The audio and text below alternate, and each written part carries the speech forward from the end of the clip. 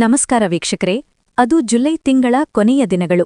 ಗುಮ್ಮಿಡಿಪೂಂಡಿಯ ಒಂದು ಸಣ್ಣ ನಿರಾಶ್ರಿತರ ಕ್ಯಾಂಪ್ನಲ್ಲಿ ವಾಸವಿದ್ದ ಗಣೇಶಮೂರ್ತಿ ಅನ್ನೋ ವ್ಯಕ್ತಿಗೆ ಆತಂಕ ದಿನದಿಂದ ದಿನಕ್ಕೆ ಬೆಟ್ಟದಷ್ಟು ಹೆಚ್ಚಾಗ್ತಿತ್ತು. ಯಾಕೆ ಗೊತ್ತಾ? ಕಳೆದ 2-3 ದಿನಗಳಿಂದ ಅವರು ಒಂದು ನಂಬರ್ಗೆ ಸತತವಾಗಿ ನೂರಾರು ಬಾರಿ ಕಾಲ್ ಮಾಡ್ತಿದ್ದಾರೆ. ಆದ್ರೆ ಆ ಕಡೆಯಿಂದ ಬರ್ತಿರೋದು ಮಾತ್ರ ಆ ಒಂದೇ ಒಂದು ಮಾತು: the phone your trying is switched off. ಸಹಾಯಕ್ಕಾಗಿ ಯಾರನ್ನ ಕೇಳ್ಬೇಕು, ಎಲ್ಲಿಗೆ ಹೋಗಬೇಕು ಅಂತ ಗೊತ್ತಾಗದೆ ಗಣೇಶಮೂರ್ತಿಯವರು ಅಕ್ಷರಶಃ ಕಂಗಾಲಾಗಿ ಹೋಗ್ತಾರೆ. ಅಸಹಾಯಕರಾದ ಅವರು ಕೊನೆಗೆ ಚೆನ್ನೈನಲ್ಲಿದ್ದ ತಮ್ಮ ಆಪ್ತ ಸ್ನೇಹಿತರಿಗೆ ಕಾಲ್ ಮಾಡಿ ಕಣ್ಣೀರು ಹಾಕ್ತಾರೆ. ನೋಡಿ ಗೆಳೆಯರೇ, ನನ್ನ ಪರಿಸ್ಥಿತಿ ನಿಮಗೆ ಗೊತ್ತೇ ಇದೆ. ನನಗಿಲ್ಲಿ ಕೆಲವು ಕಟ್ಟುಪಾಡುಗಳಿವೆ.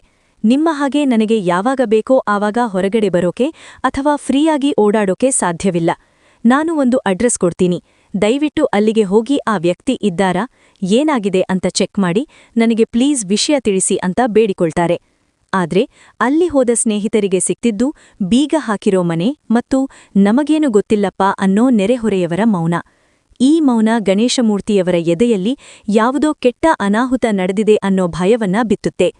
ಆದ್ರೆ ಇದೇ ಸಮಯದಲ್ಲಿ ಅತ್ತ ಚೆನ್ನೈನ ಕೊಳತ್ತೂರು ಪೊಲೀಸರು ಕೂಡ ಅದೇ ಟೆನ್ಷನ್ನಲ್ಲಿದ್ರು. ಆದ್ರೆ ಪೊಲೀಸರಿಗೆ ಯಾವುದೇ ನಿರ್ಬಂಧಗಳಿರಲಿಲ್ಲ. ಅವರು ತಮ್ಮ ಅತ್ಯಾಧುನಿಕ ತಂತ್ರಜ್ಞಾನ ಬಳಸಿ ಆ ಮೊಬೈಲ್ ನಂಬರ್ ಟ್ರೇಸ್ ಮಾಡಿದಾಗ ಸಿಕ್ಕ ಆ ಸತ್ಯ ಪೊಲೀಸರನ್ನೇ ಬೆಚ್ಚಿ ಬೀಳಿಸುತ್ತೆ. ಆ ನಂಬರ್ ಆಕ್ಟಿವ್ ಇರೋದು ಪತ್ತೆಯಾಗಿದ್ದು ಬರೋಬ್ಬರಿ 1500 ಕಿಲೋಮೀಟರ್ ದೂರದ ಉತ್ತರ ಪ್ರದೇಶದ ಕಾನ್ಪುರದಲ್ಲಿ. ಪೊಲೀಸರ ಒಂದು ಸ್ಪೆಷಲ್ ಟೀಮ್ ತಕ್ಷಣವೇ ಯುಪಿಗೆ ಹೊರಡುತ್ತೆ. ಅಲ್ಲಿನ ಲೋಕಲ್ ಪೊಲೀಸರ ಸಹಾಯದಿಂದ ಒಂದು ಸಣ್ಣ ಗಲ್ಲಿಯಲ್ಲಿ ಅಡಗಿ ಕುಳಿತಿದ್ದ ಆ ಕಿರಾತಕನನ್ನು ಅರೆಸ್ಟ್ ಮಾಡಿ ಚೆನ್ನೈಗೆ ಎಳೆದುಕೊಂಡು ಬರ್ತಾರೆ. ಅಲ್ಲಿಂದ ಶುರುವಾಗುತ್ತೆ ನೋಡಿ ಈ ಕೇಸ್ನ ಅಸಲಿ ಆಟ. ಯಾರೀ ಗಣೇಶಮೂರ್ತಿ? ಪೊಲೀಸರು ಮತ್ತು ಇವರು ಹುಡುಕ್ತಿದ್ದದ್ದು ಒಬ್ಬನೇ ವ್ಯಕ್ತಿನಾ? ಈ ಭೀಕರ ಕೇಸ್ಗೂ ಇವರಿಗೂ ಏನು ಸಂಬಂಧ? ಇದೆಲ್ಲವನ್ನೂ ಇವತ್ತಿನ ವಿಡಿಯೋದಲ್ಲಿ ತಿಳಿದುಕೊಳ್ಳೋಣ.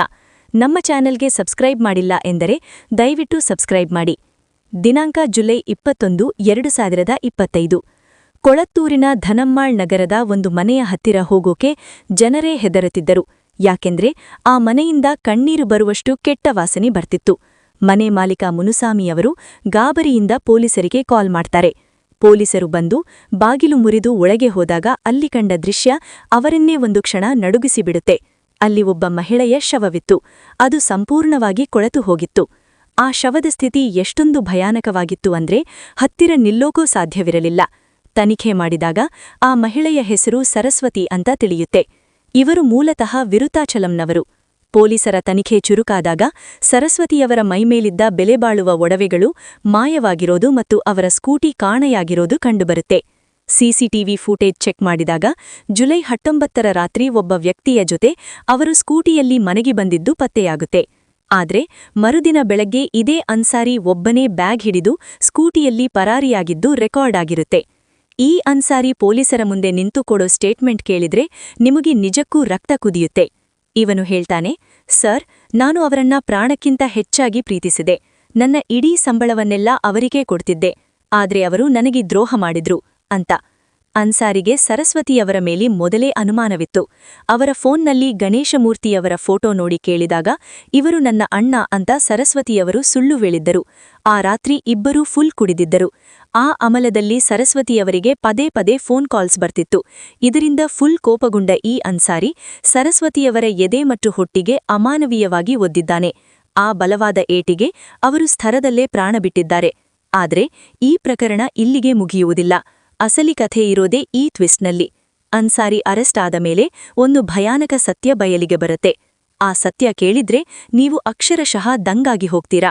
ಸತ್ಯ ಏನಪ್ಪಾ ಅಂದ್ರೆ ಸರಸ್ವತಿಯವರು ಈ ಅನ್ಸಾರಿಗೆ ಪ್ರಿಯತಮೆಯಾಗಿದ್ದು ಎಷ್ಟು ನಿಜವೋ ಅಷ್ಟೇ ಕಹಿ ಸತ್ಯ ಅಂದ್ರೆ ಅವರು ಗಣೇಶಮೂರ್ತಿಯವರ ಧರ್ಮಪತ್ನಿ.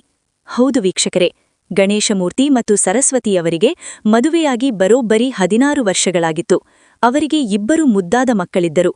ಅದರಲ್ಲೂ ದೊಡ್ಡ ಮಗ ಹುಟ್ಟಿನಿಂದಲೇ ವಿಶೇಷ ಚೇತನ, ಫಿಸಿಕಲಿ ಚಾಲೆಂಜ್ಡ್. ಗಣೇಶಮೂರ್ತಿಯವರು ಶ್ರೀಲಂಕಾದಿಂದ ನಿರಾಶ್ರಿತರಾಗಿ ಈ ಇಡೀ ಕುಟುಂಬವನ್ನ ಸಾಕೋಕೆ ಹಗಲು ರಾತ್ರಿ ಲಾರಿ ಡ್ರೈವರ್ ಆಗಿ ಕಷ್ಟಪಡ್ತಿದ್ರು. ತಮ್ಮ ಪತ್ನಿ ಮತ್ತು ಮಕ್ಕಳು ಚೆನ್ನಾಗಿರಲಿ ಅನ್ನೋ ಒಂದೇ ಉದ್ದೇಶದಿಂದ ಅವರು ತಮ್ಮ ಸುಖವನ್ನೇ ತ್ಯಾಗ ಮಾಡಿದ್ರು. ಆದ್ರೆ ಸರಸ್ವತಿಯವರು ಮಾತ್ರ ಐಷಾರ್ಯ ಜೀವನದ ಆಸೆಗೆ ಬಿದ್ದು ಮಕ್ಕಳ ಭವಿಷ್ಯವನ್ನೇ ಮರೆತು ತನ್ನ ಗಂಡನನ್ನೇ ಅಣ್ಣ ಅಂತ ಸುಳ್ಳು ಹೇಳಿ ಈ ಅನ್ಸಾರಿಯ ಜೊತೆ ಅಕ್ರಮ ಸಂಬಂಧ ಇಟ್ಟುಕೊಂಡಿದ್ರು. ಅಷ್ಟೇ ಅಲ್ಲ, ಸುಳ್ಳುಗಳ ಮೇಲೆ ಸುಳ್ಳು ಹೇಳುತ್ತಾ ಅನ್ಸಾರಿಯಿಂದಲೂ ಹಣ ಕಿತ್ತುಕೊಳ್ತಿದ್ರು. ಇತ್ತ ಅನ್ಸಾರಿಗೂ ಕೂಡ ತಾನು ಪ್ರೀತಿಸಿದವರು ಇನ್ನೊಬ್ಬರ ಹೆಂಡತಿ, ಅವರಿಗೆ ಮಕ್ಕಳಿದ್ದಾರೆ ಅನ್ನೋ ಯಾವುದೇ ವಿಷಯ ಗೊತ್ತಿರಲಿಲ್ಲ. ವಿಚಾರಣೆ ವೇಳೆ ಪೊಲೀಸರು ಈ ಸತ್ಯವನ್ನ ಹೇಳಿದಾಗ ಈ ಅನ್ಸಾರಿ ಕೂಡ ಒಮ್ಮೆ ಆಘಾತಕ್ಕೆ ಒಳಗಾದ. ಅತ್ತ ತನ್ನ ಪತ್ನಿ ಕೆಲಸಕ್ಕೆ ಹೋಗಿದ್ದಾರೆ, ಆರಾಮವಾಗಿದ್ದಾರೆ ಅಂತ ನಂಬಿದ್ದ ಆ ಮುಗ್ಧ ಗಂಡ ಗಣೇಶಮೂರ್ತಿಯವರಿಗೆ ತನ್ನ ಪತ್ನಿ ಹೆಣವಾಗಿದ್ದಾಳೆ ಮತ್ತು ಇಷ್ಟೆಲ್ಲ ವಂಚನೆ ಮಾಡಿದ್ದಾಳೆ ಅಂತ ಗೊತ್ತಾದಾಗ ಆದ ನೋವು ಅಷ್ಟಿಷ್ಟಲ್ಲ. ಒಬ್ಬಳ ಸುಳ್ಳು, ಹಣದ ವ್ಯಾಮೋಹ ಮತ್ತು ಈ ಅನ್ಸಾರಿಯ ಕ್ಷಣಿಕ ಆವೇಶ ಇವತ್ತು ಒಂದು ಸುಂದರ ಸಂಸಾರವನ್ನೇ ಸುತ್ತುಭಸ್ಮ ಮಾಡಿದೆ. ಇಬ್ಬರು ಮಕ್ಕಳು ಇವತ್ತು ಅಮ್ಮನೂ ಇಲ್ಲದೆ ಅಪ್ಪನೂ ಹತ್ತಿರವಿಲ್ಲದೆ ಅನಾಥರಾಗಿದ್ದಾರೆ.